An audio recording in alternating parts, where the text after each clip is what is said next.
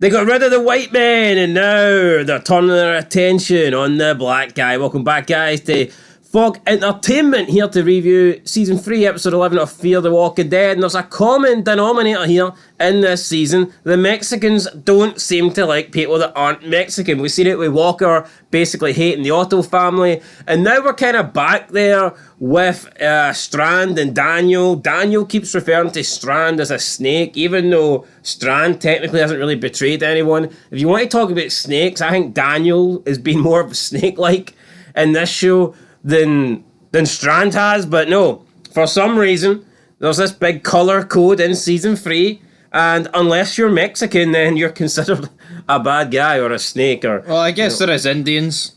I mean, there's a lot going on. Walker is Indian. He's not Mexican. Let's just clear the... Well, no, he's Native American, mate. He's Native American. And that's what they're referred to as the Red Indians? Aye, but I mean, they're kind of...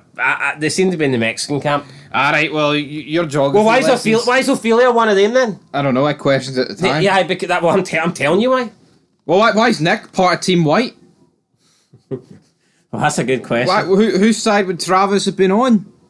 Because Nick is not Mexican, he just looks that way, whereas Ophelia is actually the daughter of a Mexican. Ophelia to me looks more white. No, but her character ain't, alright? It doesn't matter what her actress is, it's her character. So let's just go on. So what you're saying is the actor that plays Strand could be in blackface, but it's his character, it's alright? Come on.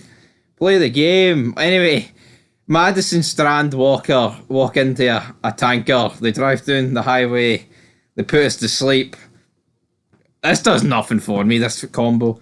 Walker just making snide remarks like, "Hey Madison, if you don't deliver the water, I'm going to butcher your people." It's alright, Walker. Yeah, you sold our gold for this guy. Strand tries to get them into the dam. He goes through the sewers. There's infected in the sewers. They get stuck in the sewers.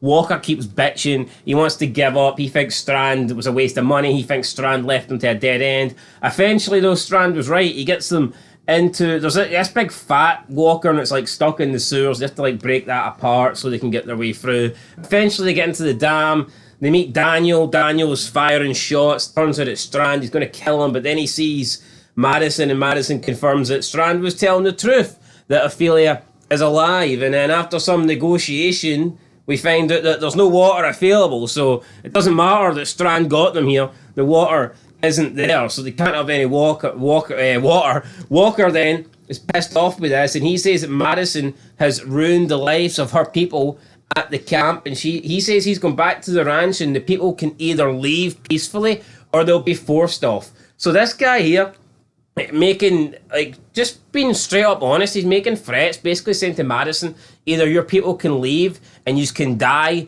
out in the desert, or we can kill you and remove you from the ranch. So that's it for me. I don't know why Madison has got any time left for Walker now. It just doesn't make any sense to me. He is indirectly or directly, whatever, threatened Madison's family and all the non-Indian, non-Mexican people on the ranch. But then she tries to plead to Strand, and then Strand and Daniel come up. They double team, and Daniel's like, "I don't care what your snake ideas are if it benefits both of us, but if it only benefits you, then I'm basically going to kill you." Some more threats for Daniel. Strand then blows up a truck that gets the locals annoyed because they want water, and then the leader thinks because the locals are annoyed, she can work with the ranch and get equipment and get protection and supplies to provide themselves with, a defense, I guess, against these people. A defense mechanism. But right, where was Walker's energy towards Madison like this episode a few episodes ago? A few episodes ago it was, Madison, you're doing a great job killing my people. I respect you, but we have to kill the old white man. How's it flipped? Because what, water? I just don't get this gimmick of Walker's the protagonist. To me, if I was to pinpoint an antagonist, he is what? He is it. I don't see how you can argue how to be anyone else at this point. I don't see how he's more of an antagonist than Otto was. Or Jeremiah. Jeremiah Otto, exactly. I just don't see it. But they make the deal. Madison says the ranch will give you this if you give us this amount of water. They set up a date.